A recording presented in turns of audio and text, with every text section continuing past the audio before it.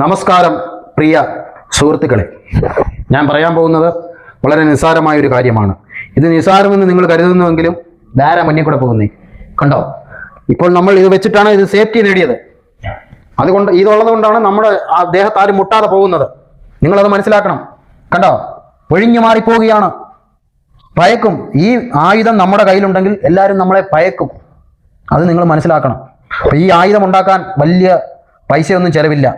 ആരെങ്കിലും വലിച്ചെറിഞ്ഞ 3-4 കാർഡ്ബോർഡും 50 രൂപയും മതി ഈ പൈസ ഉണ്ടാക്കാൻ. കണ്ടോ, നമ്മുടെ കയ്യിലിരുന്ന പൈസ പോകും, അത് സാരമില്ല.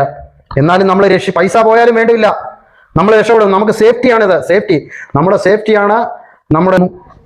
അപ്പം ആര് ഇതുവഴി പോയാലും നമ്മുടെ ഈ ഉപകരണം ഉണ്ടെങ്കിൽ നമുക്ക് സേഫ്റ്റിയാണ്. നമ്മുടെ മാനം രക്ഷിക്കാൻ സാധിക്കും.